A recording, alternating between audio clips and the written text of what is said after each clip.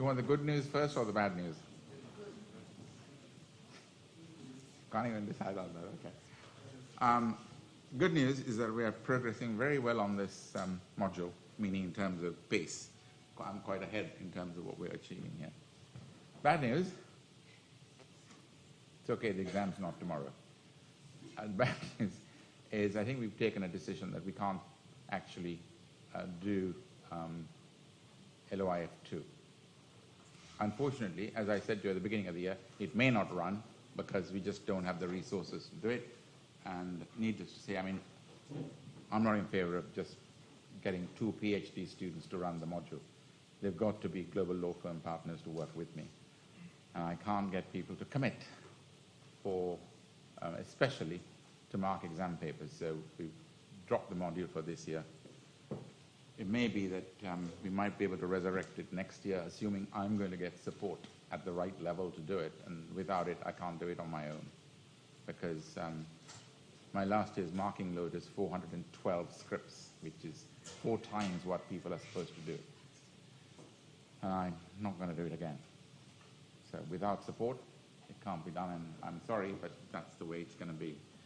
What I thought, I don't know whether this might appeal to those of you who are interested in project finance, is to do a couple of workshops on project finance, just not examinable, but for those of you who are interested to actually sit in there and say, what the heck is all this about? Happy to do that. 4 workshops maybe, and I think one of the partners I spoke to from Clifford said he would also come in to talk about an actual project he's working on right now and to tell you what the parameters are, what the problems are, and so on and so forth. I don't know, is that something that, how many of you actually were thinking about taking project finance? Okay. Of those who wanted to take it, would that be of something of interest to you? Okay, I will arrange that for next semester, okay? I know that's not the same as saying I've got a distinction in project finance, but at least you'll be familiar with the parameters and how things work and how the lawyers work in that field. Okay, moving on. By the way, if you're looking for jobs in that field, it's bloody difficult. You know why? Recruitment is obviously, especially in the banks, purely from lawyers who've done 5 years of it at Clifford Chance. So in terms of your job prospects, it remains the same, just to be, so you know where we are. The jobs actually are probably easier in the derivatives area, securitizations area, in terms of numbers, rather than in project finance. But that's not the important point. It's an area you're interested in and you wanted to do it, and so I'll try and get the workshops off the ground, okay? Right, back to LOIF1. I was walking you through the covenants in the syndicated loan agreement, and I want to re-emphasize something I said a couple of weeks ago, that although I'm doing these covenants and walking you through them as part of syndicated loans, these covenants you will find right throughout the modules on international finance. They are common, standard covenants. So if you understand the workings of these covenants, whether it's negative pledge, whether it's pari passu, whether it's merger, they are the same ones that are used in every type of global market documentation. Now, the important point is you need to understand how they work, because the negative pledge clause, for example, that you would use in a syndicated loan isn't the same one that you would use in a bond issue. You'd adapt it for purposes of the financial and commercial objectives of a bond issue, or indeed a derivative. So, but having said that, this is the guts of it. So that's why I'm walking you through it in some detail. So we were on to negative pledge and how it works and how to draft it and what are the problems in terms of drafting a negative pledge. How do you draft it in a way that you don't cripple your borrower from carrying out its normal business? Yes, it's also by creating certain numbers of exemptions and exceptions, but remember that the fact that the way forward would be probably to use caps on the exemption, i.e. the totality of transactions falling within a particular exemption may not exceed X million dollars. That kind of cap that's used to control it. The second point is that there are many transactions which do not qualify as security interests, breaching the negative pledge, the standard negative pledge, but which to a banker or an investment banker has got exactly the same result, i.e. you create security. And the best example of it is the sale and leaseback, where the subsequent financier actually gets ownership and title to the assets which would otherwise have been subject to a security interest. In order to circumvent the negative pledge clause, you simply structure it differently by creating a sale and retransfer or a sale and leaseback, which results in no security being created, but the commercial result is exactly the same. The bank controls the asset. So in order to catch that kind of transaction, as I explained last week, the negative pledge is usually, if not always, extended to cover transactions which lawyers in the markets as well as investment bankers and bankers know are the transactions which would be used by borrowers to overcome the prohibition in the negative pledge. Therefore, you've got an extended negative pledge clause which includes in the definition of security interest the following set of transactions, usually sale and leaseback, lease and leaseback, sale and repurchase, all those things we talked about. Okay. So those are the basic parameters of drafting the clause, and then we talked about how not to draft it by adding in bits that usually borrowers want to add in. Concede that and you create, as I explained to you earlier last week, you create a rather large hole in the prohibition, into which clever lawyers and clever bankers can put a whole number of things in there which does not result in the breach of the negative pledge clause. Right, today I'm going to talk to you about, sorry, one more announcement before I move on. The list of those who are being taken on to the practice project, because as you remember the numbers far exceeded the 40 cap, have been finalized, and they're with the LLM administrator who will probably inform you or put it on Keats or something of that sort, just to put you in the picture. Back to negative pledge. One of the things you've got to work out is, assuming there is a breach of the negative pledge, and I think I touched on this last week, there's a breach of the negative pledge, what is the remedy that one can actually use? Well, the obvious answer, once again, is in the SLA. Not in court, but in the SLA. The answer is default. The banks have a right, if they so wish, to call a default when the borrower breaches the negative pledge by granting security in breach of the negative pledge clause. The problem with that approach is that putting a borrower in default for breach of a security interest means that the borrower is more than likely to go into insolvency, because the calling of default by one syndicate will trigger cross-default across all of the borrower's borrowings, not to mention its bond issues, not to mention its derivatives, not to mention everything else. Consequently, the result of calling a default and therefore a cross-default by other banks would be insolvency of the borrower. And when there's an insolvency of the borrower, what happens? Well, answer is very straightforward. The secured lenders walk away with the assets. So the whole purpose of the negative pledge clause is defeated. You, the unsecured lender, with the negative pledge clause, is left without anything.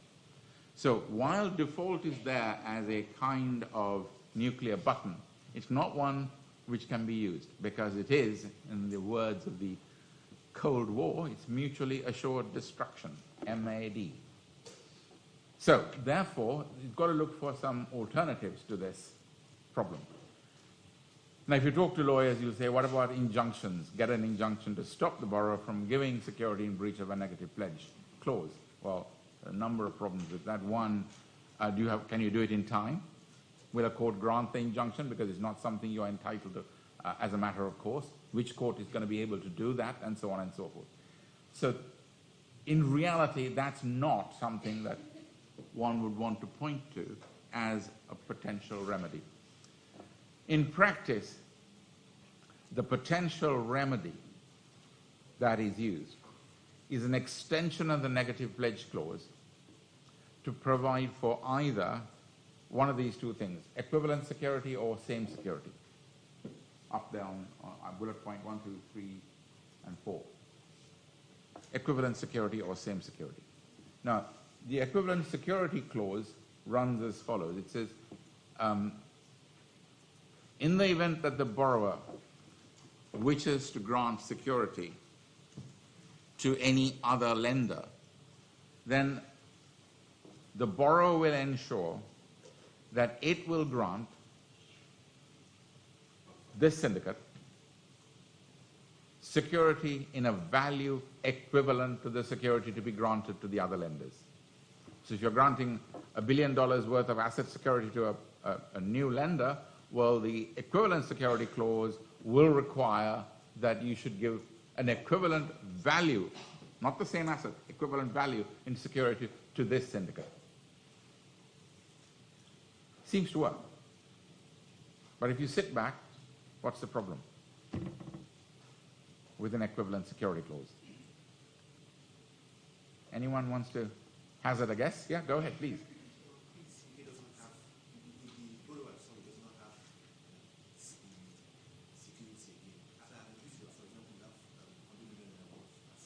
So do you want to speak up so that... So if the borrower has, when you say $100 billion of assets and has given maybe $80 billion of security to another lender, this is impossible to get the same security. I think you're right. You're on the right track. The trouble is much wider. If you've got a borrower which is about to grant security and breach a negative pledge clause, it's not only your syndicate whose negative pledge clause will be breached. It'll be everybody's. So if they've got an equivalent security clause as you do, everybody will say, give me equivalent value in security.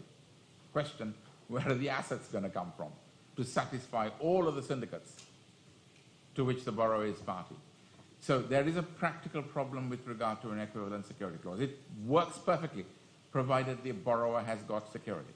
So if the borrower is granting security over, say, only $1 billion of assets or $500 million of assets, in the context of the large global corporations we're talking about, they might be able to provide asset security to 10 syndicates, adding up to altogether $5 billion or $8 billion in value.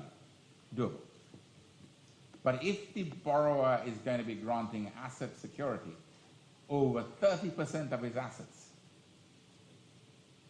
and the borrower is party to 10 syndicated loans, well, that's not going to work in terms of mathematics.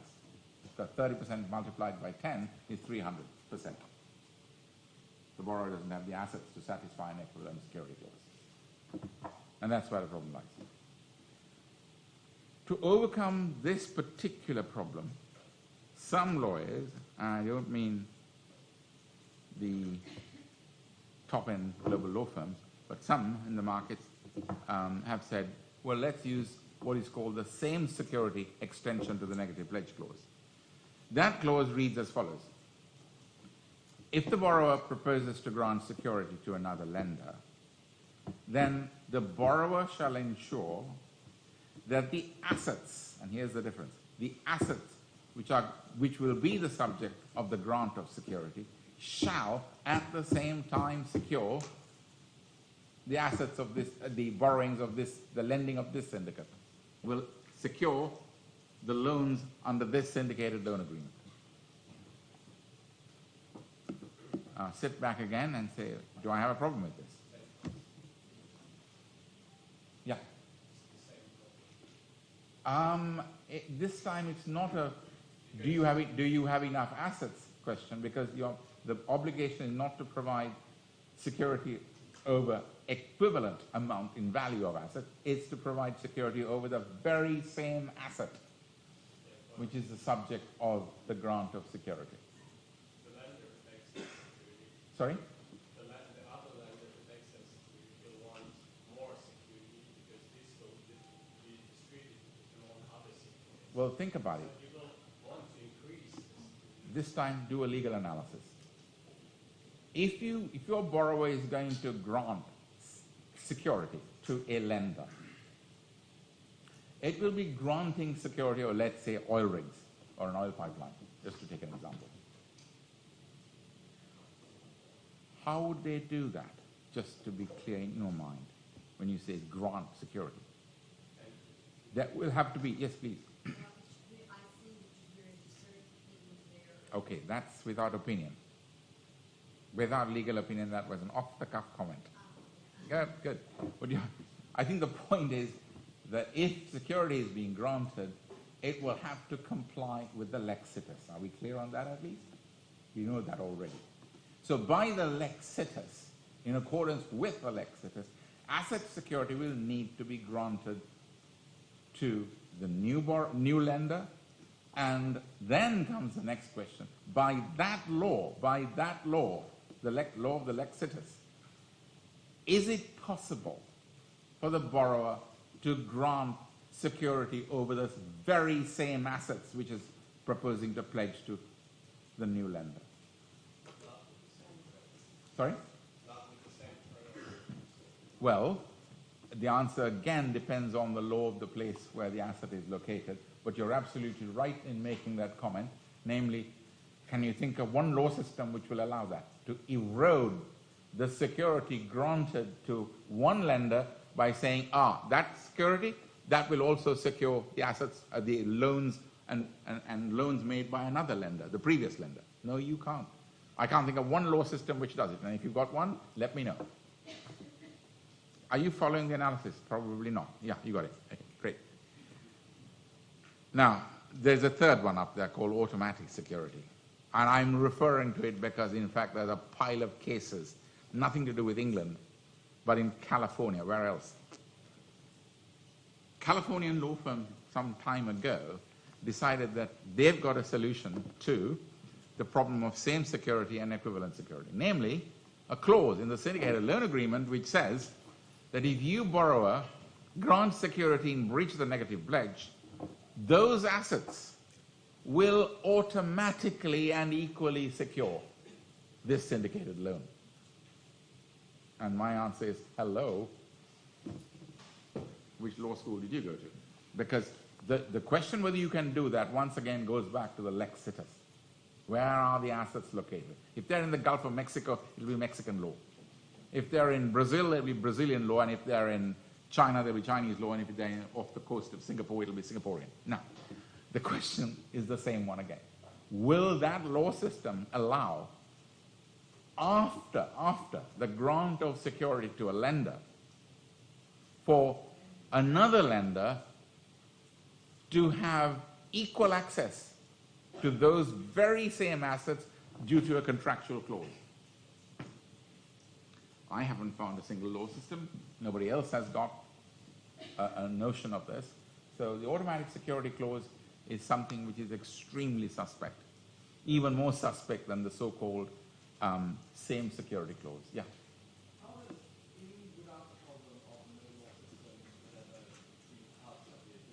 Not that no law system, I said no law system that I know of, so maybe you might.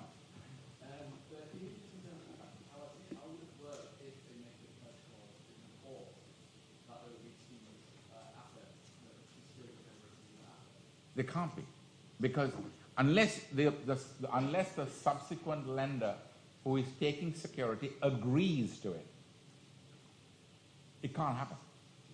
You cannot. Well, because I think some people didn't think it through to include a clause like this one, and suddenly you wake up because nobody thought about, hang on, what law controls this? Answer lex situs. And once you say that, you've got to refer the question as to whether a same security clause works, a contractual clause, again, in the SLA. Does it work? Not to the governing law, but to the lex situs. And that's why I said that depends on whether the lex situs happens to be Azerbaijan or Kazakhstan because there's an oil pipeline going through, or it's in Russia because it's a Russian oil field, wherever. That is the law system which will decide, can you muck about this way? Take security over an asset which has already been pledged to somebody else. Are you clear? Yeah? Okay, good. So that leaves open the same question. How do we enforce this negative pledge? There are three possibilities, the equivalent security being the most likely to be successful, subject to the availability of sufficient assets on the borrower's corporate balance sheet. Now, believe me, I haven't even referred this stuff to you. There is a deluge of academic literature about whether you can sue the borrower in damages for breach of the negative pledge. I think most of us practitioners simply shook our head and thought, help me God. because you don't need to sue anybody. You want to just put the borrower in default in that case. What is the damages you're going to get for a breach of a negative pledge? Answer, insolvency, loss. And if you create insolvency loss, you might as well trigger an event of default. So although it's there, and there's a lot of literature on can you sue in damages, it's not really a practical remedy. The one block, and I'm going to use that word, block on the breach of a negative pledge is market practice. If a group of lenders feels that a borrower's balance sheet is not sufficiently strong for them to lend to that borrower at this time without security, how would they go about it? Very straightforward. They will not take a security interest in breach of the negative pledge. The sensible way, and the common sense way, and their lawyers hopefully would advise them that way, is to say, well, we want to take security, we can't lend to you without security, you should go talk to each of your syndicate banks. Syndicates, not a bank, syndicate banks.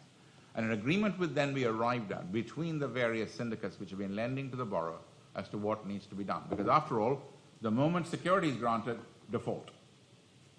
With that sword of Damocles hanging over the borrower, sorry, let me backtrack. Now I'm going not Latin, but Greek this time. It's the danger of, let's forget the sword of Damocles. Anybody here has come across the sword of Damocles? It's Greek myth. Okay, I'm pronouncing it wrong. Damocles? No? Now it's sorry, we always fall back on Greek or Latin when we are stuck. So the point is that there is a risk, I mean, forget the sword. There's a great risk that if one is going to take asset security, that the borrower will be put in default by syndicate banks. No lender wants that to happen. Because when I take asset security over a borrower and make a loan, I'm hoping to get revenues from the loan. I don't want to get into a liquidation or an insolvency and litigate for the next 20 years. No, of course not. Practicality says, I don't want that. Therefore, practicality always also says, well, answer is go talk to the lenders. And the other lenders will want to arrive at a sensible, common sense solution to the problem of a borrower whose financial strength is no longer sufficient to sustain massive unsecured borrowings, which means that in practice there would be a solution arrived at by all of the syndicates in the marketplace. That's how it will be resolved in practice. As lawyers, therefore, our suggestions about equivalent security, same security, all of that stuff is really not something that is going to really make a difference to the problem that, yeah. What is the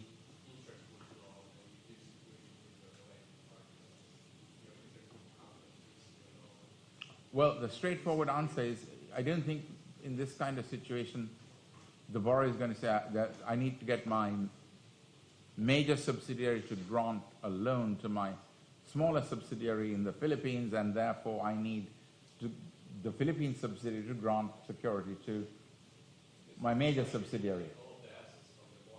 Sorry? This way you can take all of the assets from the borrower, transfer them to the intergroup company. Whoa. Let's not get into investment banking. What are you trying to do? Because if you're talking about a simple scenario where a parent company who is your borrower wants its major subsidiary to grant a loan to a minor subsidiary in return for an asset security granted by the minor subsidiary to the major subsidiary. In that scenario, the usual situation is once again a waiver of the negative pledge clause. So from the bank's point of view, they're not losing anything.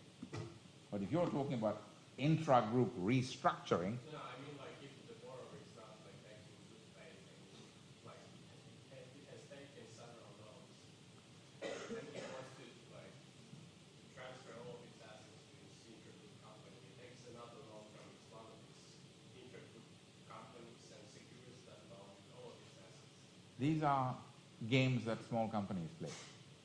If you're a listed company, which is what this market is all about. You're listed on major stock exchanges. You can't play these games because it will become public.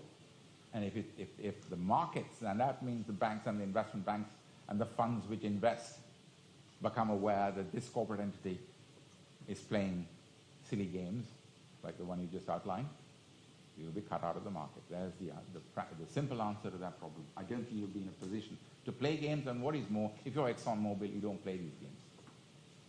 Smaller corporate entities in a domestic market, I'm sure they will play these games, but they're not in the market. You're in a different kind of corporate world where people do this kind of thing, including fraud, of course. Okay, let me move on from there, unless you've got further questions. I'm going to get on to a real... Yep. Why do you guys always wait till I press the button on my slides and then say, question? Go ahead, please.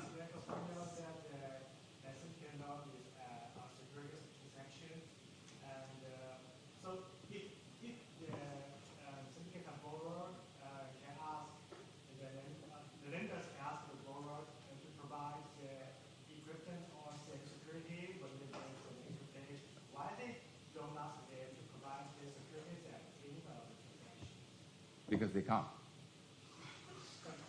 Commercially, they can't. If you go back to your syndications process, okay? Go back to it. Lead managers or prospective lead managers will go around to borrowers, not the other way around, saying, can we please do a syndicated loan? It's a good time for you. Here are the terms we can offer. They're really good. What do you think? Now, these are the Daimler-Benzes. These are the Hyundais. You don't go to them and say, we'd like some asset security. I think you'll even miss your cup of coffee at the meeting. I think that, again, the commercial reality is really what would prevent that happening. I think it's the point I made earlier, that these are not corporations that will be required to give security by any global lender. So to that extent, the problem wouldn't arise. The problem always arises much later when a global corporation slowly becomes a poorly performing corporate entity, suffers financial loss after financial loss, and then it reaches that point where it's still a global corporation but is weak. And then banks are not going to be happy to lend to this borrower. Now, I'm not going to talk investment banking to you, but here's another simple solution that banks will say when they find that their borrower is going to grant security instead of getting into same security, equal security, equivalent security, blah, yada, yada. Banks will make an assessment and say, can we refinance the loan that the borrower is about to get on the basis of asset security? Meaning, we'll give you the money ourselves, just don't take the secured loan. That's a commercial proposition, not for me as a lawyer to say. If I do, I get sued, so not my problem. But it's something that banks will consider in this kind of scenario. Okay, moving on, pari passu, the next clause in the syndicated loan agreement. This clause is very straightforward. It's a standard clause in every financial transaction document, including syndicated loans. And what it says is, and it's sometimes misunderstood, and that's why I thought I'd walk you through it. The borrower, under this clause, must treat all its unsecured lenders equally, without preference. In other words, if you want to pay X in the syndicate, you also need to pay Y. You cannot pay X and say, I'm not going to pay you Y. It's about treating lenders equally. Now, this really is a clause which has very little impact during the life of a viable corporate entity. But the day it gets into trouble and there has to be some kind of corporate restructuring in order to handle the problem, or indeed, as in the case of Argentina, there is sovereign debt which needs to be restructured. One of the things that happens is that borrowers think, oh, I can pay this group because they're prepared to accept 40 cents in the dollar for the loans that are outstanding, but not the other one. Do you understand the 40 cents in the dollar concept? Meaning, if a borrower has got loans outstanding to a syndicate of banks or to bond investors with a face value of 100%, 5 million each or 5 billion each, whatever, it says, right, I'm going to give you guys not the full face value of the loan by way of repayment, but only 40%.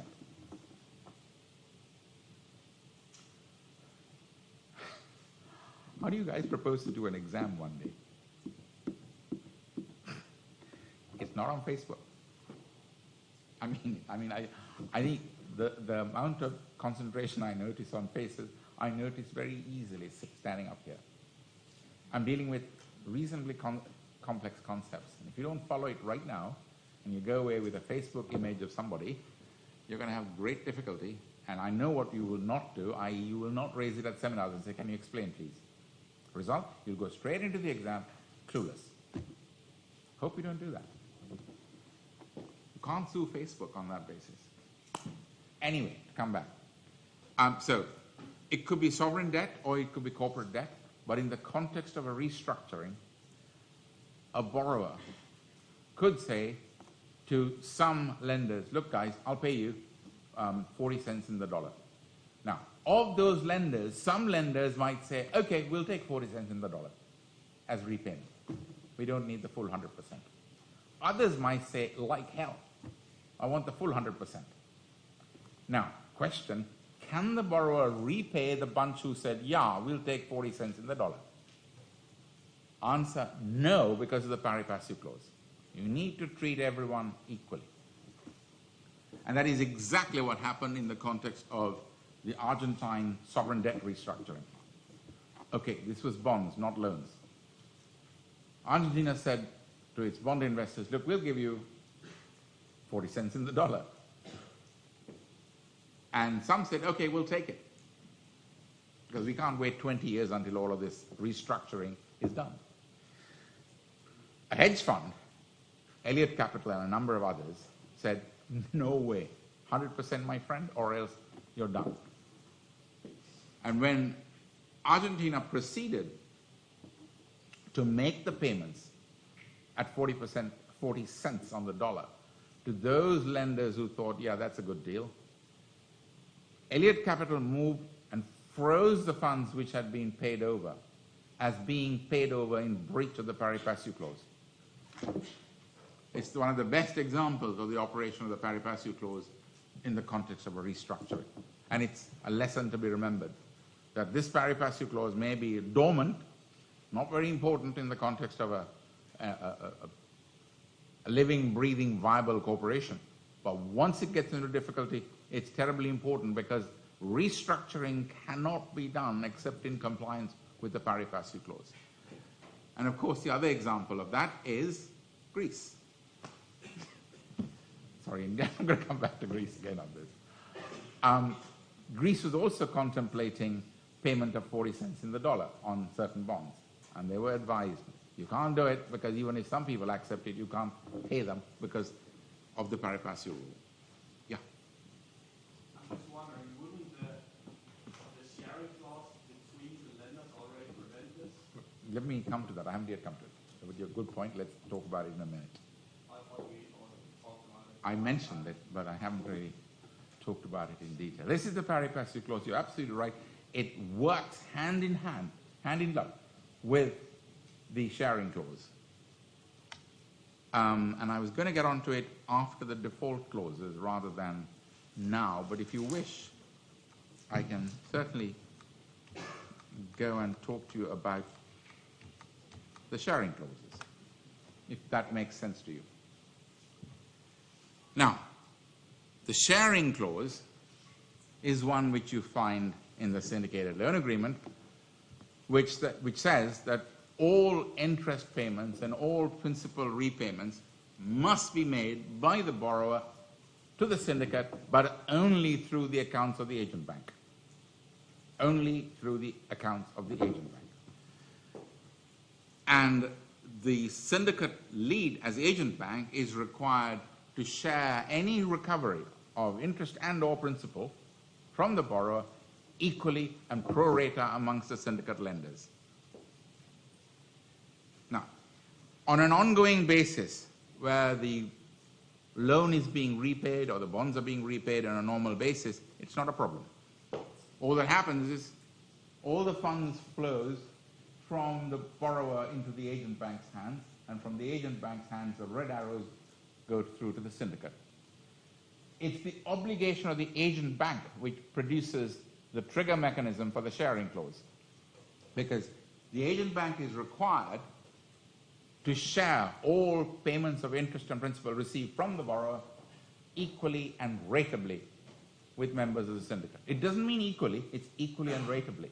So a lender who has made a loan of $4 billion and another has made a loan of $500 million in this syndication would get only payments pro rata, meaning in accordance with its share of the loan. So yes, that is the pro rata sharing clause, at least in basic form. Now, that enables the pari passu clause to be complied with, because the agent bank receives the payments and distributes them pro rata. No one lender can get more. But what happens sometimes in practice is what happened in the Argentina case, i.e. the borrower reaches out directly to the lenders and says, look, I'm making an offer to all you guys. 40 cents on the dollar, or else I default and you get nothing. And that's when the pari passu clause can be invoked by every lender who says, no, I don't want to be paid 40. I want to be paid the 100%. So while the sharing clause, which you quite rightly said, wouldn't that alleviate the problem? It does. But it can't solve the problem where the borrower overreaches and makes an offer to the lenders at large, and some of the lenders are prepared to accept less than other lenders. It's that scenario that the pari passu clause prevents. It says, okay, you can make any offers, but you can't pay one set of lenders in preference to the others. You've got to pay all of them the same amounts, pro rata. Okay, so that is the pari passu clause, dormant until restructuring occurs. Now I'm going to get on to perhaps the most important set of clauses from the bank's point of view, the default clauses.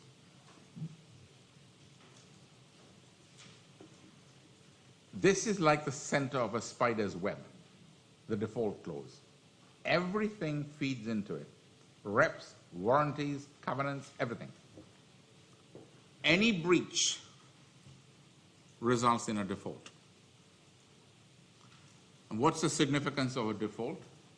It's not that automatically the borrower now can be dissolved and liquidated. No, it gives the syndicate banks the right, the unqualified right, to demand for and demand immediate repayment of all loans outstanding. It's market jargon, we call it acceleration of the loans. Demand repayment prior to due date for repayment. That's acceleration. That's what the default clauses give the banks. Now let's just try and focus a little bit on what these default events are. They're mostly obvious. Any failure to pay interest and or principal when they fall due. Second big one, breach of any covenant in the syndicated loan agreement. Third, breach of any representation or warranty. And then, finally, the occurrence of insolvency and related proceedings. Now you might say, what the heck is the point in calling default if this borrower is in insolvency? Well, the reason is as follows. The insolvency default event, I haven't even reproduced it because it's so long. It's over a page, A4 page in type. But I'm going to try and summarize it for you. The insolvency-related default event refers not just to an actual insolvency. It refers to any kind of insolvency or insolvency-related proceedings under applicable law. in relation to either the borrower or any of its subsidiaries. Now stop, sit back, and see what happens. You're a major conglomerate, global corporation, with an office, with an operation, a subsidiary in Brazil. The Brazilian subsidiary is subject to administration proceeding, not even insolvency. Apply the clause. Insolvency or insolvency-related proceedings under any applicable law.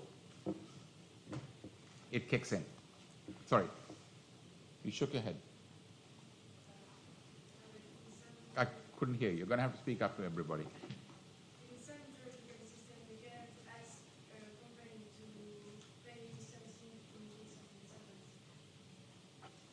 I am lost in your comment. Wait, let me stop there for a second. We're talking about the triggering of a default clause in a syndicated loan agreement, which can be triggered by so many different types of proceedings short of insolvency, before insolvency. Your question. Sorry?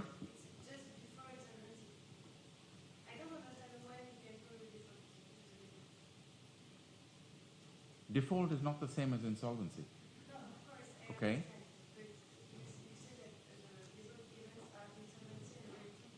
Yeah, that's a summary of the clause.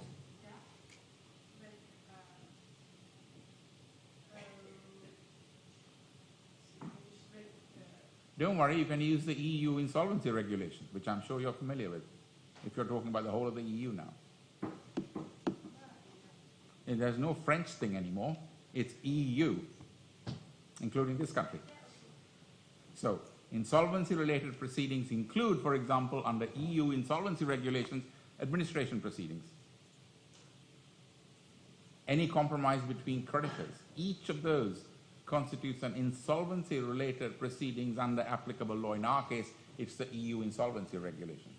I picked Brazil because there are many people have subsidiaries in Brazil, and that is exactly the kind of scenario where this clause can suddenly be triggered without realizing that there has been an insolvency type proceeding under applicable law. What applicable law? Someone from Brazil can tell me what the name of the law is, but it is the Brazilian insolvency law. Who's from Brazil? My goodness, all of you are sitting up there. You like balconies. Okay, so what's the law that we're talking about? There you go. That's the one. Not that I know it, but yes, you're absolutely right. It is what you need to do is say, is that proceeding against this borrower's subsidiary being instituted under Brazilian applicable insolvency law? If the answer is yes, the clause in the SLA is triggered.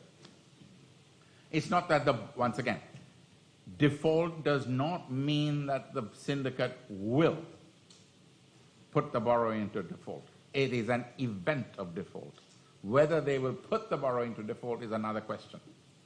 It's the basis on which the syndicate can call a default and can, if they so wish, accelerate. So those are the major, yeah?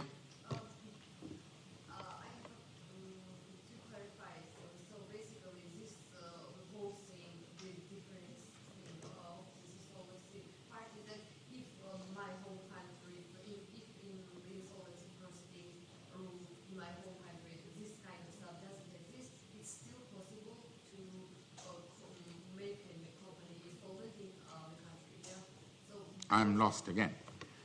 Let's say you've got a German global corporation or a Brazilian global corporation which has got a subsidiary in Georgia or an office in Georgia. Which one are you thinking about?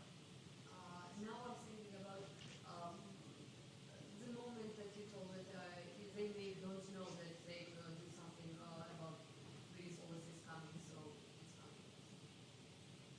I'm sorry. It's an insolvency which you're not aware is coming, but is coming. I don't get it.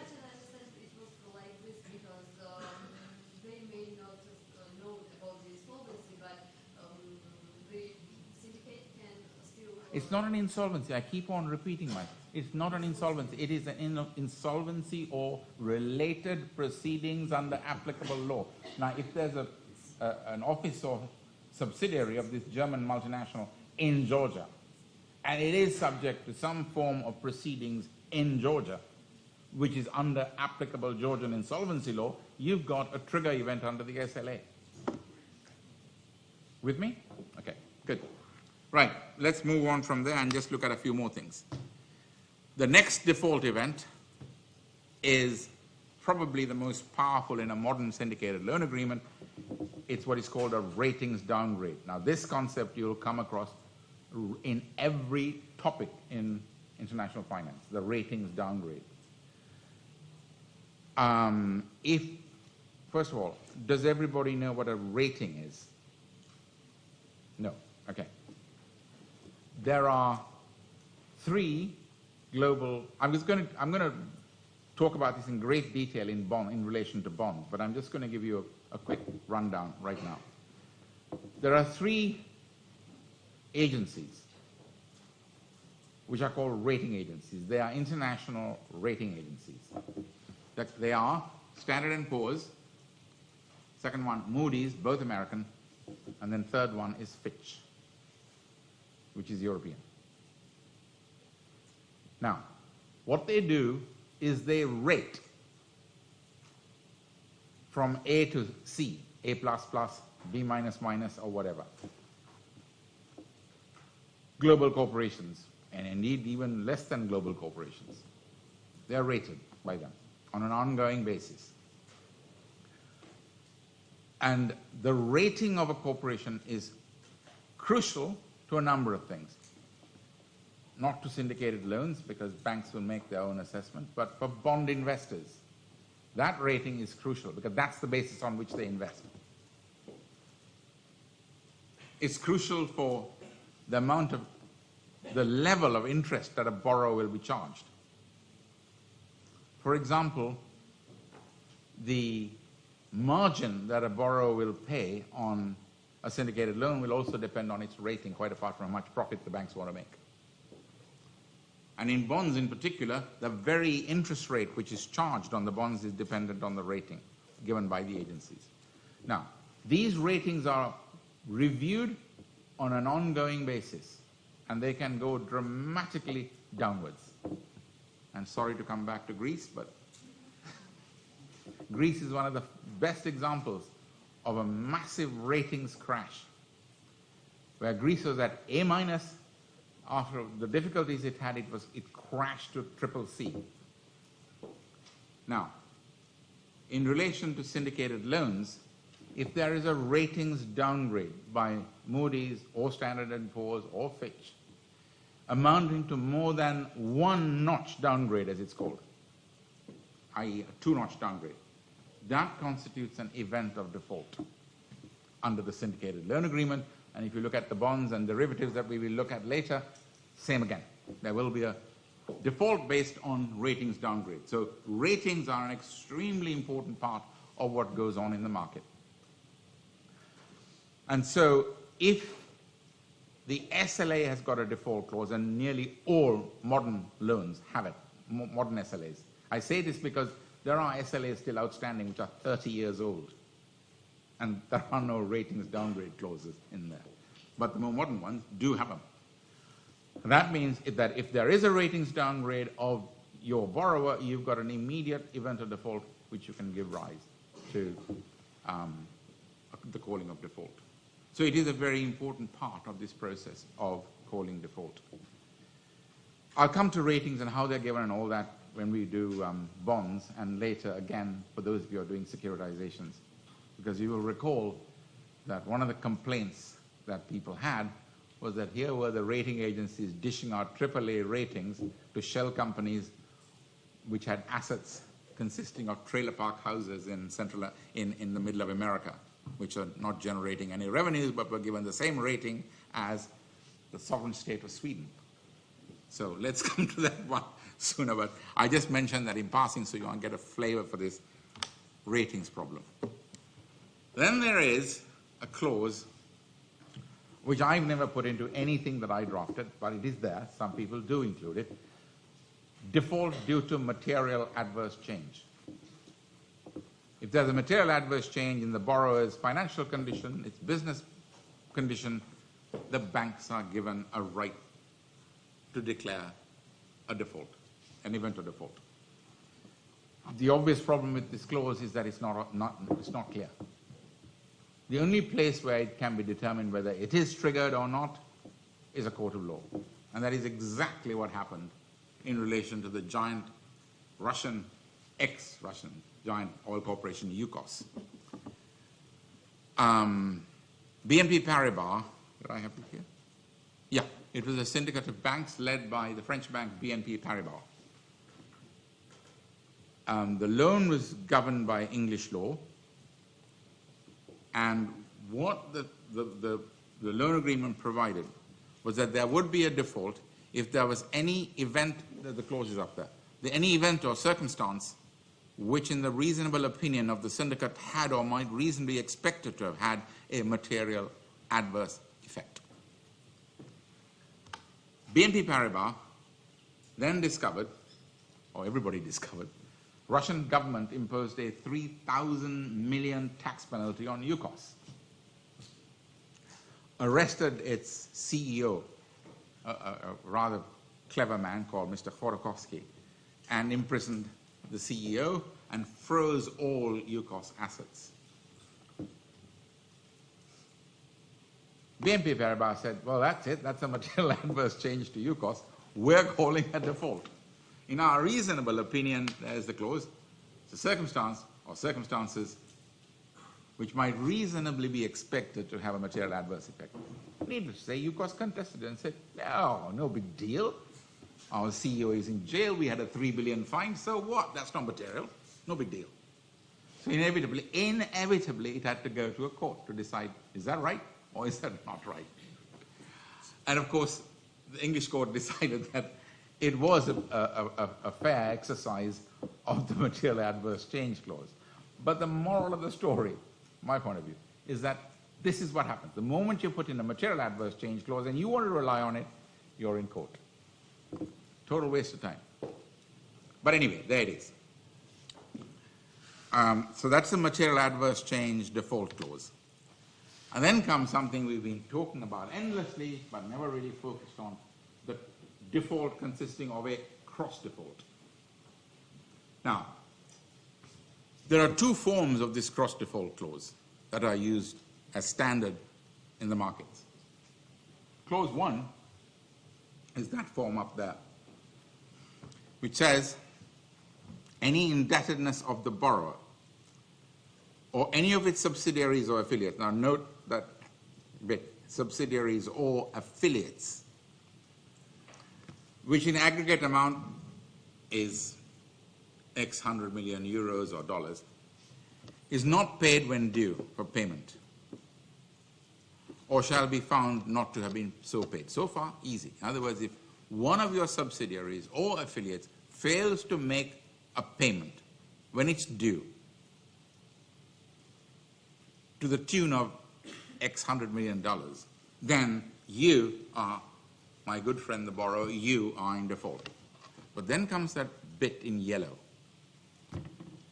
When due for, shall not be paid when due for payment or shall be found not to have been so paid, or, and here's the crunch one, becomes capable of being declared due prior to its stated date of payment.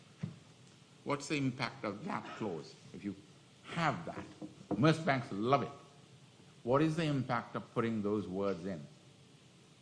Answer, you don't really have to wait for non-payment by the subsidiary or affiliate.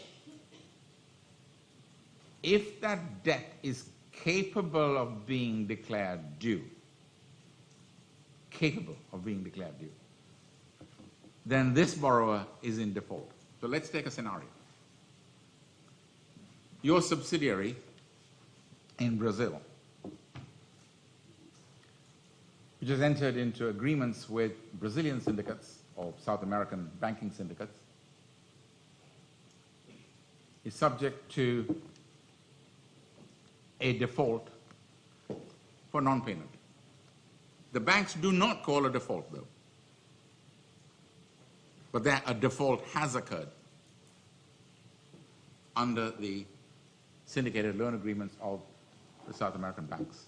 They haven't called a default. They're not going to call a default. Can you? Look at the clause. If the borrowings are capable of being declared due prior to their stated date of payment, there's a cross default in this syndicated loan agreement. So we don't really care what those Brazilian banks are doing. We have a right to call default if they so wish on this borrower because its subsidiary out in Brazil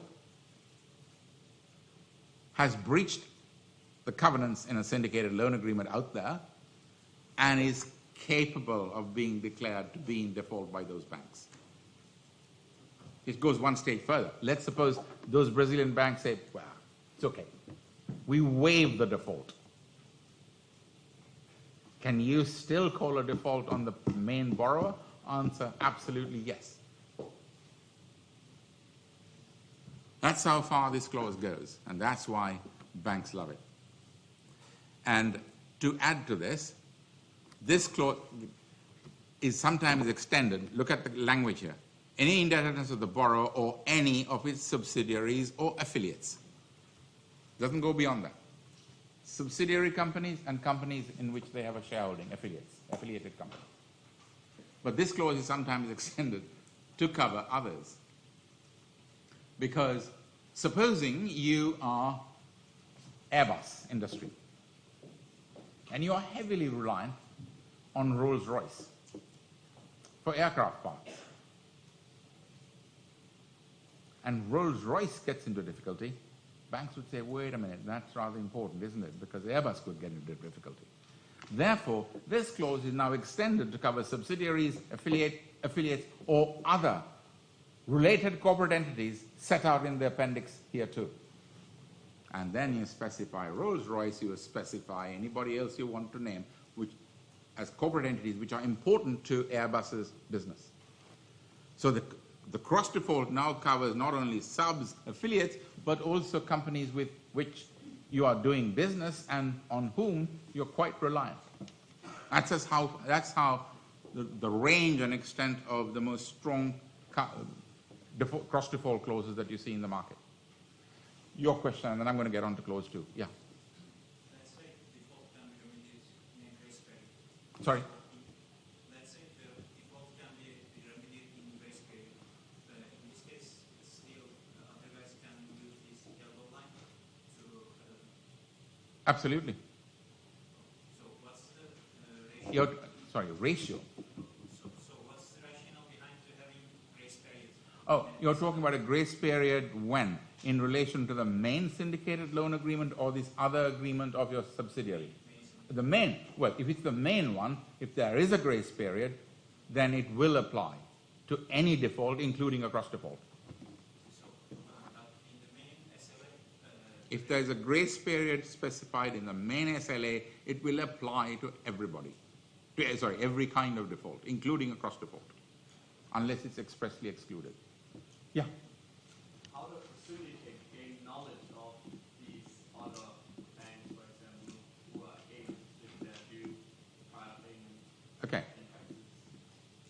Two ways. One, most global corporations are listed on stock exchanges.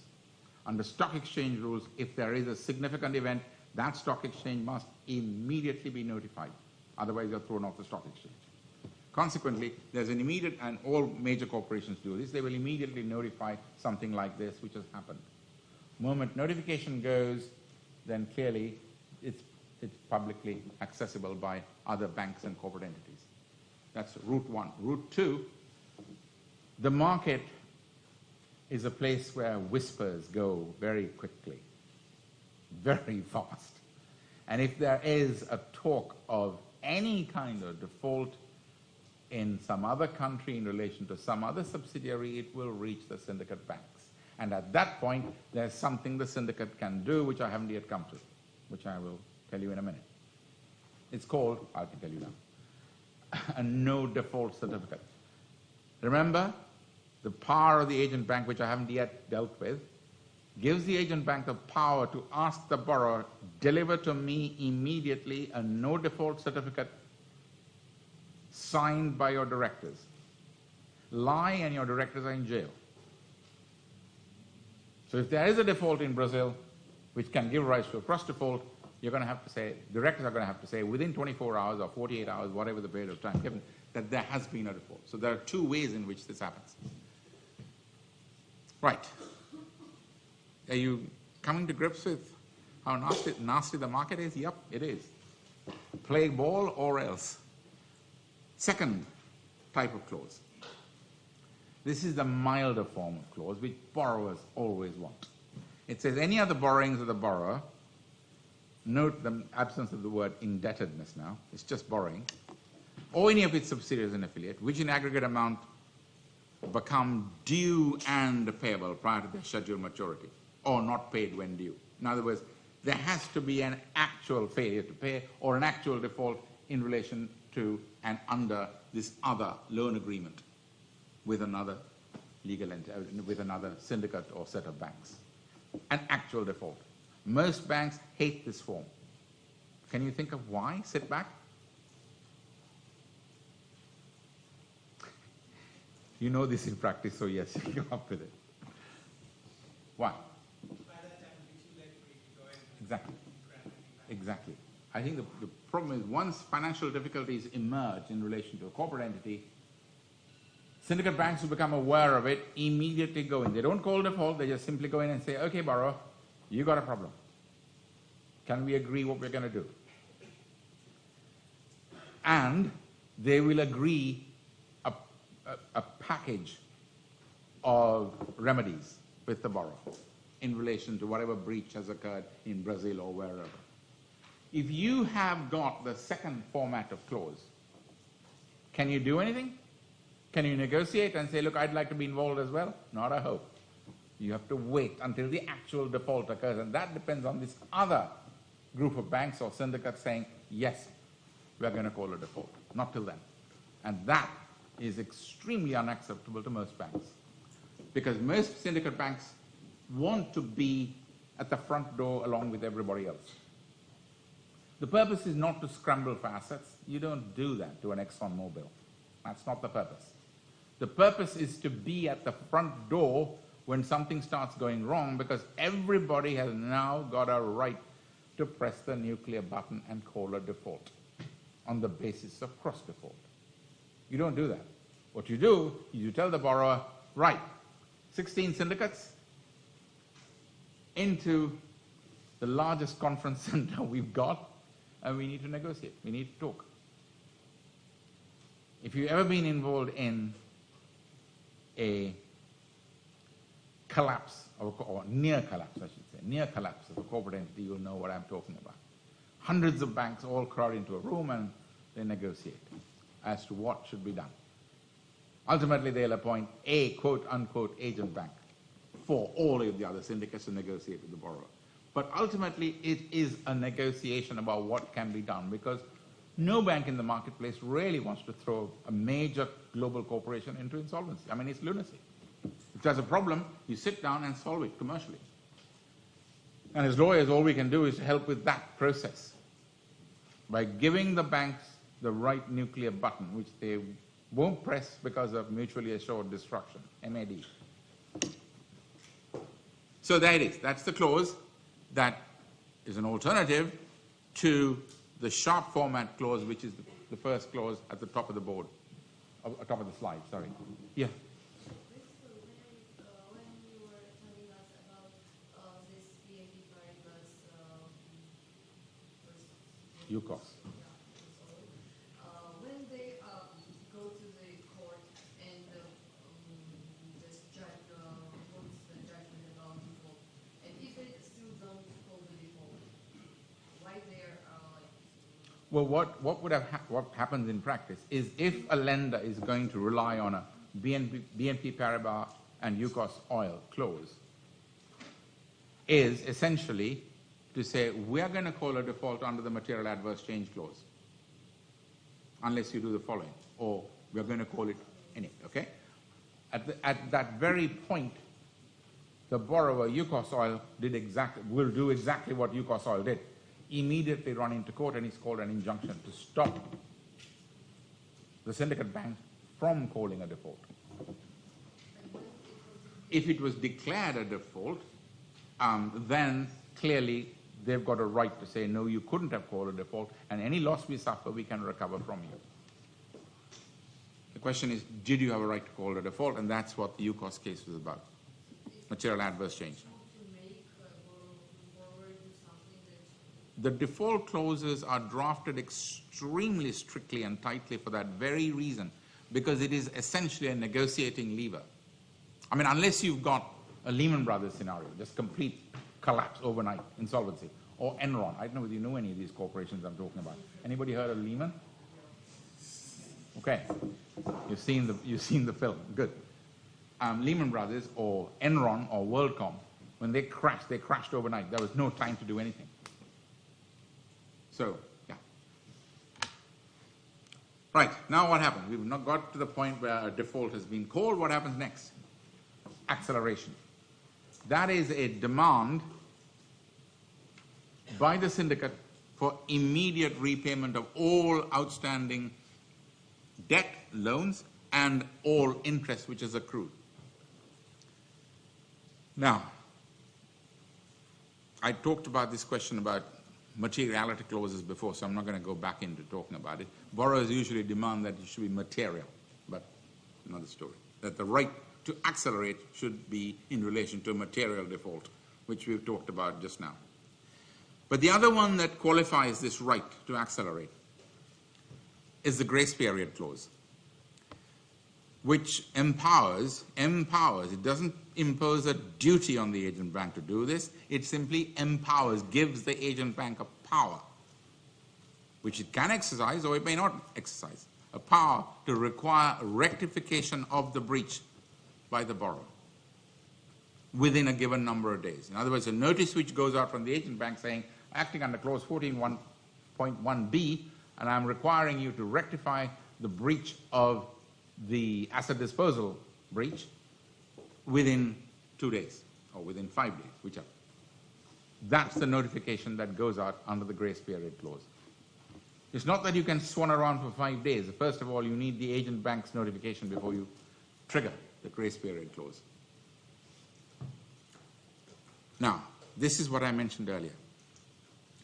If there is the slightest inclination that there might be a default on the part of the borrower, the standard market practice which agent banks use is under a clause which gives the agent bank the power to ask the borrower immediately for a no default certificate.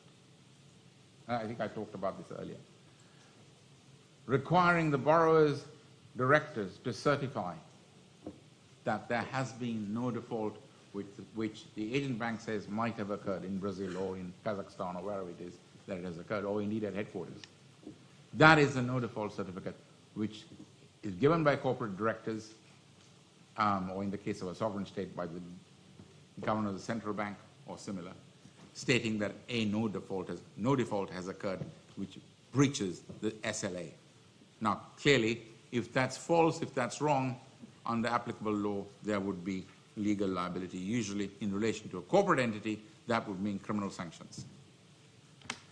Now, here's a summary of what I talked about weeks ago. The default and acceleration clauses that we've just talked about, including the cross-default clause, are fundamental to the way banks approach lending in the markets. Absolutely fundamental. These default rights, acceleration rights, cannot be qualified by anything, unqualified rights. Now, contractually, that's easy. There are no qualifications. The problem is the law system in which the default and acceleration rights are contained.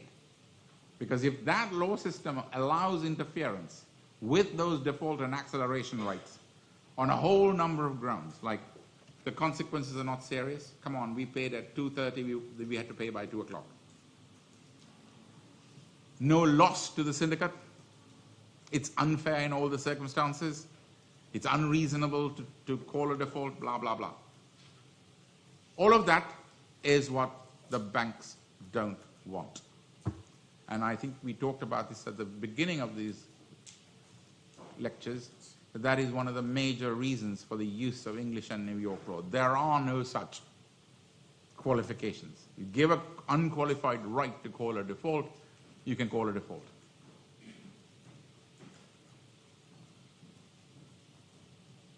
It is a very important part of the syndicate bank's rights not to have it qualified by anything, especially in the doctrines of the law or the code of the governing law.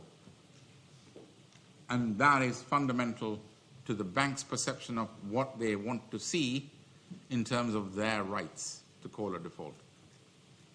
Now you might think, well, you know, why should they have this unqualified right? I mean, if it's not their fault, if it's unreasonable to call a default, it's unfair to call a default, why should they be given the right? Well, the straight answer is, you've got to look at the context of the markets.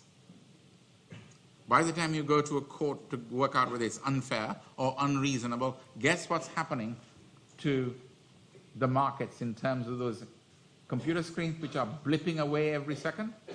They change. The value of your investments, the value of your loans, the value of everything changes. You cannot wait to hear what a court has got to say. This has got to operate independently of the courts. Yeah. How it works, material adverse effect with I'm not, how it works with not material adverse effect provision with not materiality. still not with you. Do you mind rephrasing that? We mentioned about material adverse effect provision. Material adverse change clause. Yes. Okay? And here, And I hope you remember what I said about it. Never use it. Okay? Go ahead. Next point. I'm listening. and here we are saying that not material or unreasonable will not be considered. Actually, I was wondering. Be clear. Be clear. That is the law. That is the law that we are talking about. The underpinning controlling law in relation to the syndicated loan agreement. It should not be capable of introducing material adverse change, unproven loss, no fault, blah, blah, blah. If the banks want to grant the borrower a material adverse change exception, they can, by an express clause, nothing else. So, there are two different things. This is what the law should be saying. No, we're not interfering in default and acceleration rights of the banks on any of these grounds, because the banks don't want it as a market matter. And the law, under English and New York law, simply says, yes, the courts will not interfere on these grounds. If you've written a clause which says default because somebody pays half an hour late a $5 billion loan, that's your right. It may be unfair, it may be idiotic, no loss, no this. It doesn't matter, it's your right. Okay, moving on. How does default work? Next question. How does this decision, how is the decision taken? Answer is very straightforward. The calling of default usually can only be done by a majority of the syndicate banks. How? By voting to call a default. The majority is calculated not by the number of banks, but by the amount of the loans that they have made, the loans outstanding. So it could be 60% of loans outstanding to call a default. So when does that happen? Well, only when the lead manager notifies that there has been a default. And a decision, if it is taken to accelerate, then the lead manager must notify the borrower to that the loans have been accelerated. I demand full repayment prior to scheduled maturity date. Now, sometimes, and it is very rare, lead managers are given the power as agent bank to call a default on their own without a majority vote. That's rare. And guess what? The only reason why such a clause is included because no lead manager wants it. Guess why? Anyone? Why do you think they don't want the power to call default? Sorry? Somebody said something. Oh, sorry. Lead manager is a major supplier, so basically No, but if why isn't the lead manager happy with being given a power to designate a default and accelerate the loans? That's a market feature, but why? Yeah. I think exactly because it will be another door to liability. Absolutely. Call a default in the wrong circumstances and you're liable to your syndicate banks for $10 billion on that loan. So no is the answer. And the only reason that some banks are reluctantly, and I mean extremely reluctantly, accept it is because of what? Guess. The borrower insisting. I know you. I've worked with you for the past 20 years. So I'd like you to have the power. And I'm insisting on you having the power. That's the only reason. Otherwise, it's never there. It's always majority syndicate voting to call a default and acceleration. So these cases of lead managers' power to act solely are extremely rare. It's not that I haven't seen them. Yes, I have, but I think they are very, very rare. Okay, last point on this calling of default and acceleration. Remember that it's a syndicate majority. Assuming there is the appropriate majority to call a default, next question, what is the status of the minority? Is that it? And the matter actually went to a court. The minority said, well, the syndicate majority shouldn't have called a default because the majority should have considered the financial consequences of the calling of default on this borrower on the minority of lenders. And they didn't. Therefore, a court should interfere. And the court said, nope, we're not interfering. Unless there is bad faith. Example, bribery. I mean, not that it ever happens, but that kind of situation, a court will not interfere. At least under English or New York law. And this was an English law case, but I'm sure it's very much the same under New York law. So, moving on. Yep, sure. So under insolvency law, you must have a crystallized claim for lenders. For what? Like in insolvency, it's like to bring a claim and to be like, to become a creditor, you need to have a claim. And when the borrower is already in default, it's like too late. Nope, the default does not crystallize the debt. I keep on repeating it. Default does not mean anything more than a contractual right in the hands of the syndicate majority to call a default. That's it. It is not crystallization of debt. Debt is crystallized when the majority decides to call a default and decides to accelerate the loans, i.e. make a demand that the loans be paid out immediately. That's acceleration, as I explained. The moment that happens, that's crystallization of debt. It's now due, now. Yeah, I understand that. But I mean, like when the borrower is already in insolvency and the lender... Already in insolvency. Yes. If it's in insolvency, then we're long past the time when we will be calling default. Long past. Yes. And just the question is, can the default clause say that if the insolvency collapses against the borrower, the default is like backdated Well, can they? The answer is, the claim crystallizes okay, let me ask you a very simple question. On what, can I answer that question, or does it depend on something? the law. Exactly. It's the law of the insolvency of the corporate entity in question as to whether a default clause can predate the occurrence of the default prior to the occurrence of an actual insolvency. As far as I'm aware, no such law system have I come across. If you come across one of them, great, but I haven't come across it. I mean, that would be a huge erosion of the insolvency proceedings. If somebody can say, oh, hang on a minute, we've got a backdated default which occurred 2 years ago. So yes, you don't have it. You certainly can't do it under EU insolvency regulation. I'm nearly sure, and I'm not a bankruptcy lawyer, under the US bankruptcy code, as to whether any other law system has got something like that. I don't know. But this is an academic, completely academic question even to explore. Because if a default has occurred, the banks will be the first in line to be able to accelerate and demand repayment to trigger cross-default clauses. You've got to think about the market here. You're looking at the fact scenario, a default is being called by a single syndicate, triggering cross-defaults right across the board. And when that happens, it is insolvency for this borrower. Yeah, but I'm just, if there is any kind of tool to, if there is To jump the insolvency queue? Well, depends on the insolvency law. I'm not aware of one. if like if somebody else, not like a syndicate, I mean like some other party started the insolvency proceedings against the borrower, and none of the syndicates know. Stop for a second. You start insolvency proceedings against the borrower or any one of its subsidiaries or affiliates, what happens? What happens? No, it is a default event under the SLA. The commencement of the insolvency proceeding. Not insolvency, just the commencement. That's what we talked about earlier in the context of the Brazilian subsidiary, if you remember.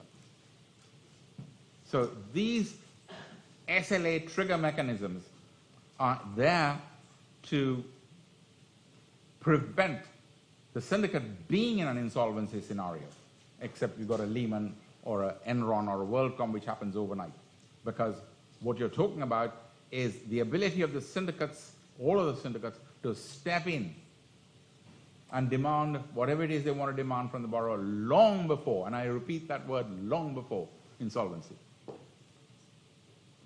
Okay, moving on from there. Sharing clauses. Oh, hang on, I've already talked about this.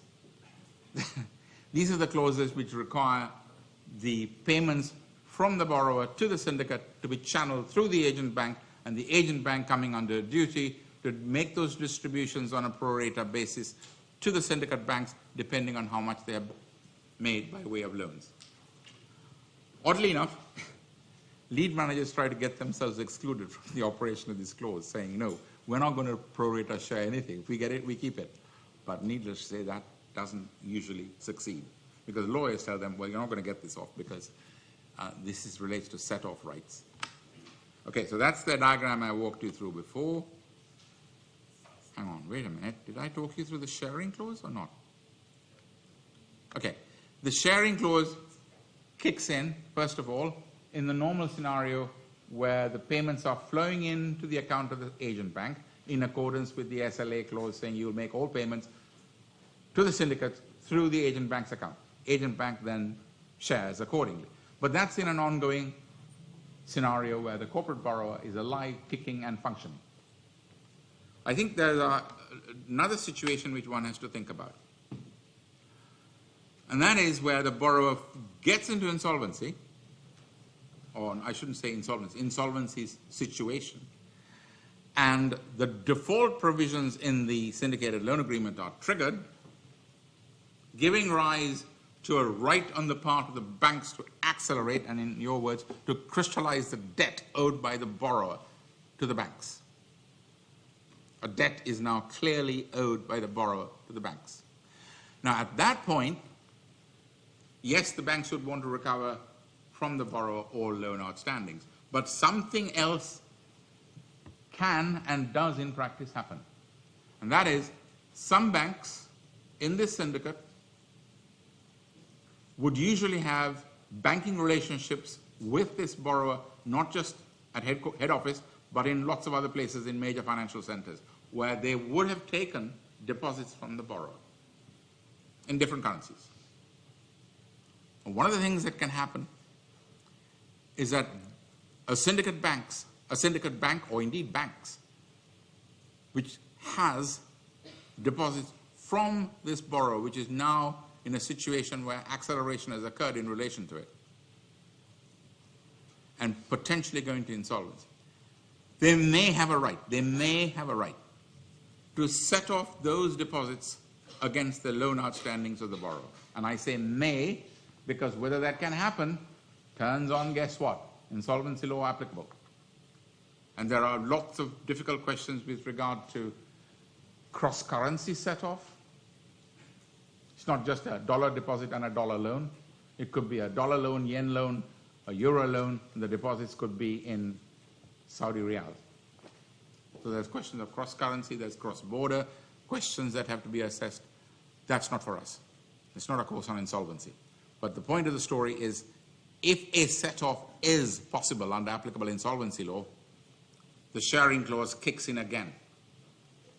Because if any one bank is successful in setting off the deposits of the borrower it holds in different locations on the globe against its or their loan outstandings, the sharing clause requires sharing of those deposits which have been set off against the loan to be shared equally amongst the banks, pro rata. So if you are Hong Kong and Shanghai Banking Corporation with a branch in Singapore, and you're a member of the syndicate, and you've got huge Singapore dollar deposits in Singapore from this borrower, and the borrower has obtained loans from a whole syndicate, including HSBC,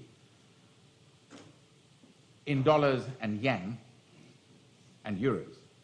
And it is possible under applicable insolvency law to set off the Singapore dollar deposit against all of the loan outstandings that HSBC, Hong Kong and Shanghai Banking Corporation, has. Well, that's perfectly possible under applicable law if that is the case. But once that happens under applicable law, the sharing clause kicks in.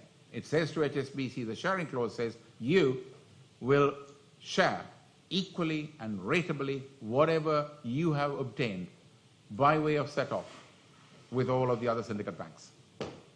There's no walk away. You've got to share. So that's the second aspect to the operation of the sharing clause. It does involve some extremely complicated questions in insolvency law, but that's not our problem. Right, assignments.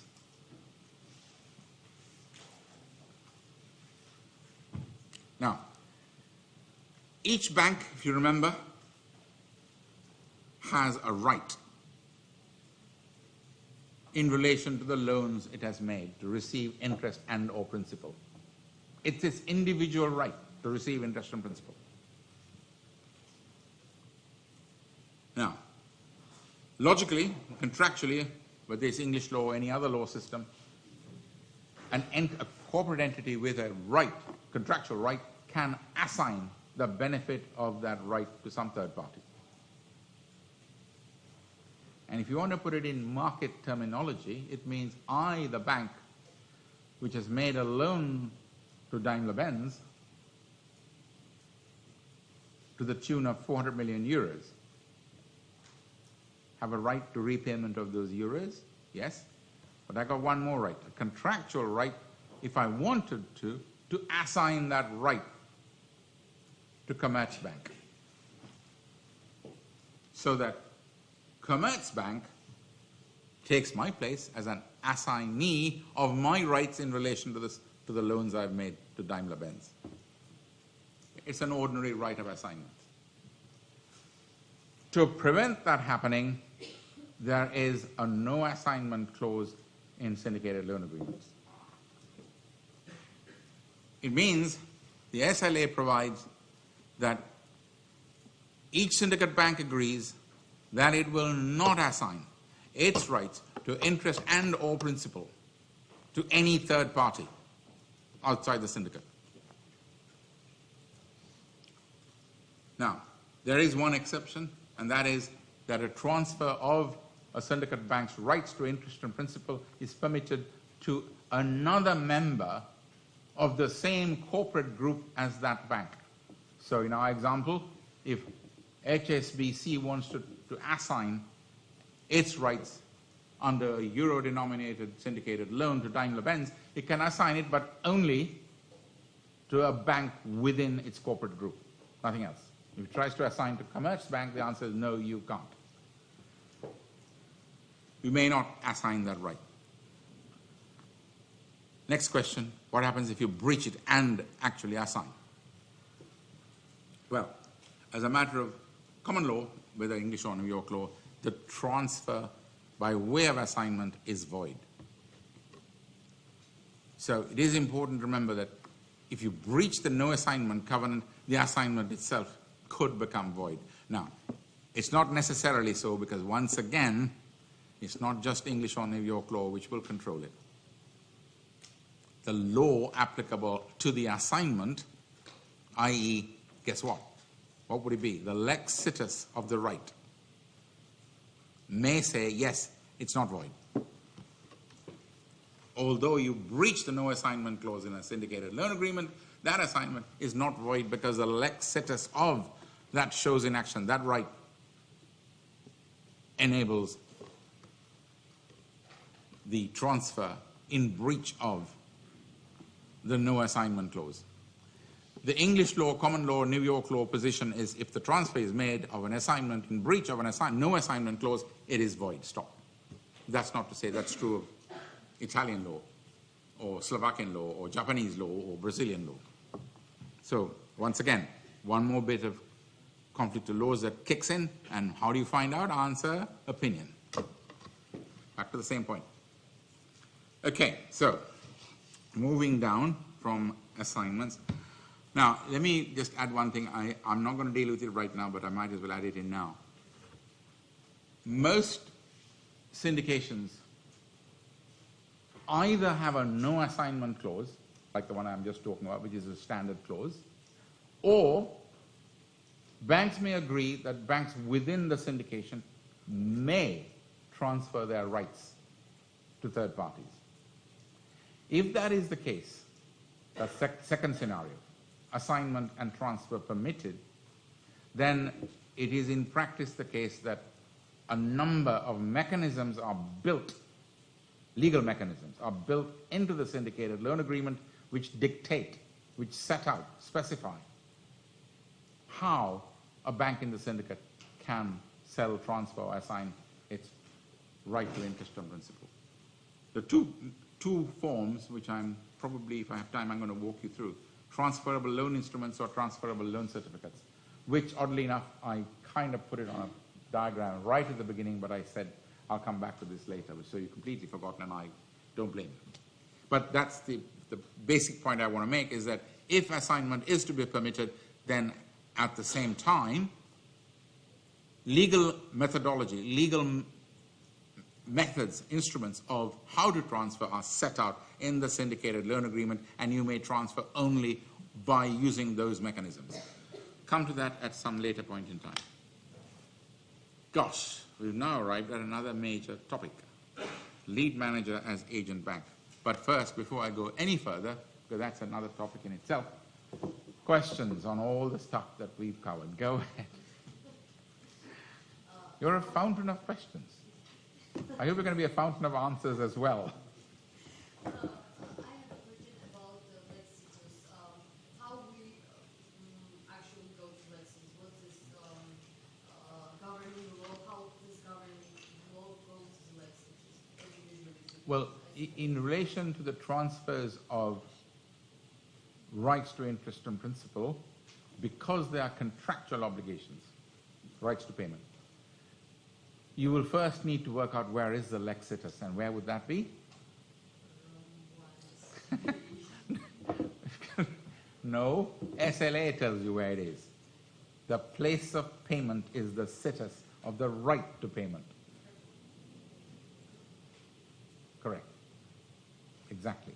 And therefore, that place of payment and the law applicable at the place of payment will determine what happens when an assignment is made, a transfer is made of those rights to payment in breach of the assignments in the SLA. Okay. Yeah. Sure, please do. Yep, okay. Is it correct to put it this way, that the sharing clause is at two members of the syndicate of one that Yep. while the pari passu clause can be related to other? You put your finger on something rather important. The sharing clause is quite clearly different from the pari passu clause. The pari passu clause applies to effectuate the obligations under the sharing clause. But the important point about the pari passu clause is that it operates in relation to all payments being made within the syndicated loan agreement primarily. But The pari passu clause sometimes is drafted not simply that you will treat unsecured creditors within the syndicate equally, but all your unsecured creditors equally, as it happened in the Argentina case. Which means that the pari passu clause is therefore an obligation on the part of the borrower not just to treat members of the syndicate equally, but to treat other unsecured lenders also equally. It depends on the draft. Anything else? Because I think we covered quite a bit of ground, so just let it sink in, let's talk through, and maybe we can get to lead manager next week. Yeah. Yeah. Oh, sorry. Yes, please. Since the market needs the information, there's a default. It would be a technical default first, just to be noticed about. What do you mean by a technical default? There's either a default or there is no default. Yeah, just because since the majority of the banks has to call or choose if they No. There is a default. It's not a technical default. There is a default. Yeah, but Yeah. The question is, But there's no acceleration. yeah, but wouldn't there be a time period from when they have to tell the market and they have failed to meet their obligation? And then Who's the they have to tell the market? Who's the they? to the borrower? Yeah, so the borrower has, Borrower is under an immediate obligation to inform the stock exchange yeah. on which it is listed. And then the syndicate has to get a majority to actually call them. Right? Yeah. So would the other syndicates that has a cross default swap wait for the syndicate to call default or do it by the technical default? Easy. The answer depends on what kind of cross-default clause they've got. If there's a breach and a potential default which is capable of declaring obligations due for payment, then you don't have to wait for anybody to call a default. Absolutely right. But it's only if you got this milder form that you then have to wait for the calling of default by primary syndicate. Yeah? Okay. Sorry, can I come to you after this gentleman here? I had a question, like following what you said about pari passu clause. So why would you normally only put within the syndicate that the borrower has to treat the lenders equally within the syndicate and not extend it to like all of the goods? Because you're giving quite a wide right to the banks to insist that when somebody is paid out there, that my rights are being violated. And borrowers don't usually like it. So we are happy to treat all unsecured lenders within this syndicate equally, but we're not going to give you I mean, this is all about negotiation, real negotiation by lawyers. You will need to decide as between the parties whether you can ask for and get the much wider pari passu clause. In the same way that this is something that's negotiated heavily between borrowers and syndicate. Are we going to get the milder clause, or are we going to get the stricter clause? Now, just to bring you up to date on these things, those of you, well, everybody's going to be doing bond issues. You'll never see clause 1 in a bond issue. You'll always see clause 2. In derivatives, you'll only see clause 2. You'll never see clause 1. And so on. It's all about negotiation and what banks feel comfortable with. In syndicated loans, they exercise the most commercial power, and therefore they're able to ask for version 1. But if they've got it, that means that they can step in long before anybody has called a default. And it is, if you're a lawyer advising, that has to be the advice. If the borrower says, the bank say, no, that's too tough, that's fine. But your advice first is, that's the format you need to take. If they decide to go otherwise, well, that's their choice. Yeah, please. I'm sorry, can I come back to you after? Yeah. Just one general calling of default. Yeah. If the default event occurs, but then the syndicate doesn't excise you immediately call an acceleration, how long can a syndicate wait until call acceleration? So say the default occurred 5 years ago, then it's 30 years out. Is there a time limit? Too hypothetical even to answer. Because from the bank's point of view, when a default occurs, either you call a default or you waive the default. Why? Because it is fundamentally important. The borrower will say, I need a decision because I need to inform the stock exchange, for a start. And it is important from that point of view that the borrower's own operations come to a grinding halt if there is a potential default in the air and no decision has been taken. No, they would want to say, give us a decision, what do you want to do? So always be calling a acceleration call on a Waiver, or indeed going ahead and calling a default, which is very rare. The usual process is if there is a default, it's because something has gone wrong with this corporate entity. It's been selling off its assets when it can't do it. It's entering into some kind of merger, which it should not be, and then it's a question of saying, okay, stop, can we talk? Because default means it's a nuclear button. It triggers cross-default across the board. And when you do bonds and derivatives, you'll see that the cross-default clause is in every type of financial instrument. So it's not just SLAs which are triggered. It's everything to which a borrower is a party by way of a financial transaction. Everything is triggered. That's why it's called a nuclear button. Okay, your question, please. Talking about the pari passu clauses, Yep, in the case of restructuring, yep. should we take into consideration the option that restructuring operates under insolvency law? Insolvency law, basically, corporation may override the pari passu clause. Something that may happen. Would the insolvency law set aside the pari passu clause and require payment to some unsecured creditors but not to others? Yeah, those maybe. Absolutely, yes. I doubt whether insolvency law would do that, but if a particular insolvency law requires it, well, that overrides. Like I said at the beginning of these classes, insolvency law is an override above the governing law. Every aspect of insolvency law is an override. But it is true insolvency law that we're talking about, under applicable insolvency law, whatever that law is. So yes, you're quite right. Sorry, can I deal with his question and I'll come back to you? Yeah. Please, somebody's question up there. Oh, no question. Good. Over to you then.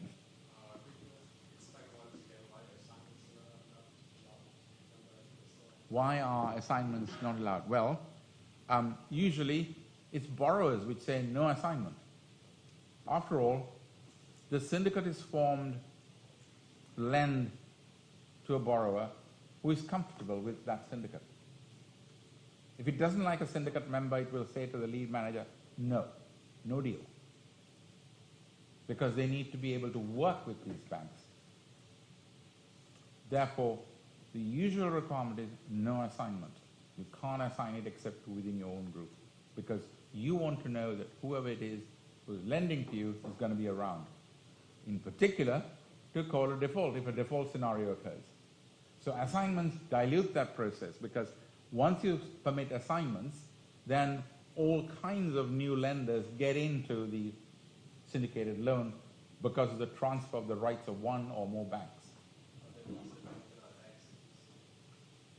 No, they're stuck. They cannot exit. But that's why you then have mechanisms built into the syndicated loan agreement by way of TLIs or TLCs, transferable loan instruments or transferable loan certificates, which I'll come to deal with the problem of how do you enable a syndicate bank to actually, as you say, get out of the loan.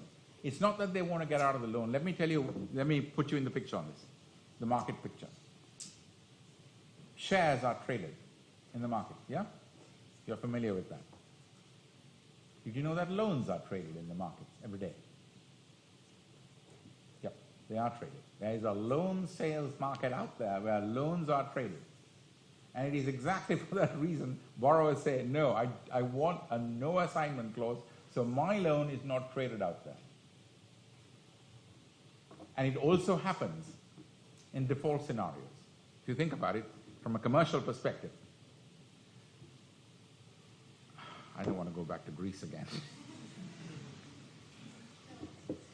Sorry. No, I think it's okay. When Greece got into difficulty, its loan value as well as its bond values. What is the most recent example? All right, let's leave Greece. Argentina.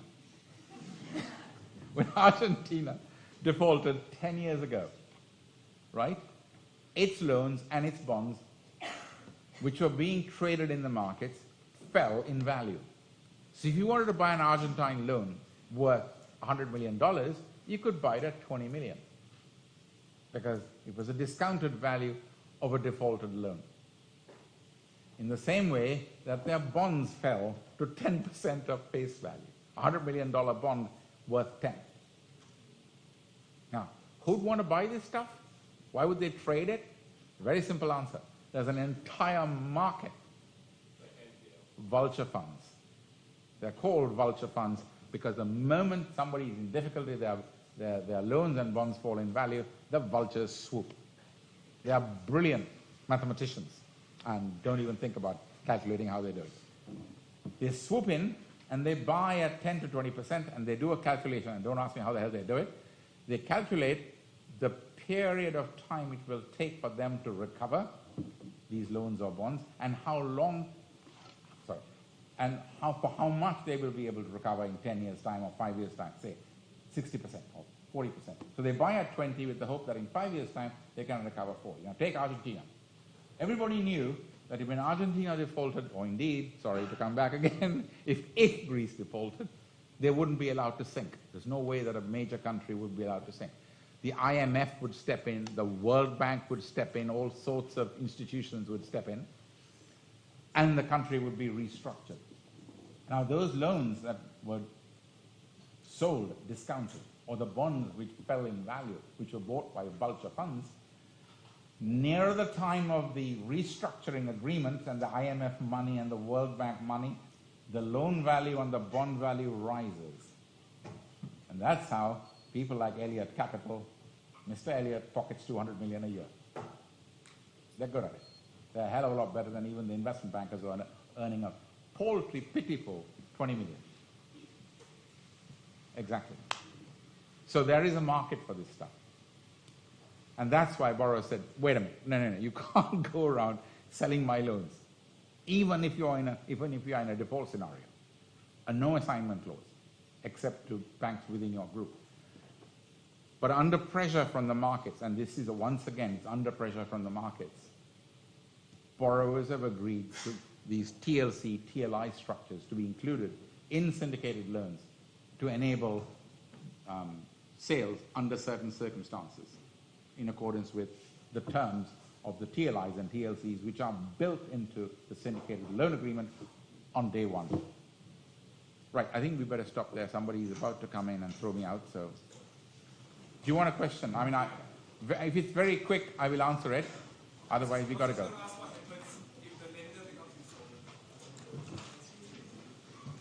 Who cares? The borrower has got his money. Except in a revolving syndicated loan, yeah? In which case the lender has failed to lend. What is the position? If the lender fails to lend, the borrower does not get his money. The other lenders do not have the obligation to make up the difference. Remember? Okay, done. Whew.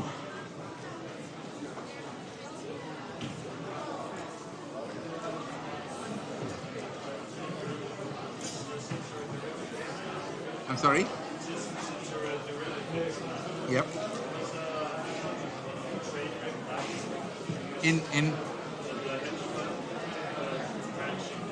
Yeah, Blackstone.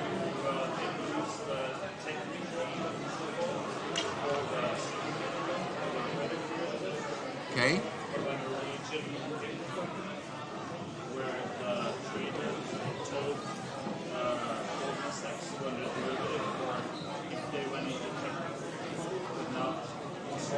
Yep. And then he went to the Norwegian and then he said, I'll give you a loan on very good terms on one condition, that you don't pay your syndicated loan. No reason at all. Why not?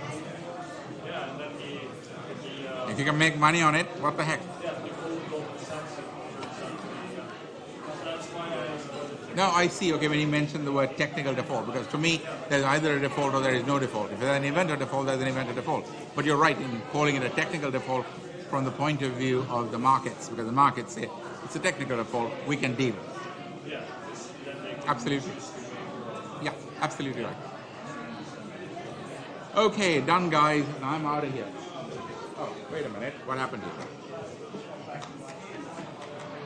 Hi.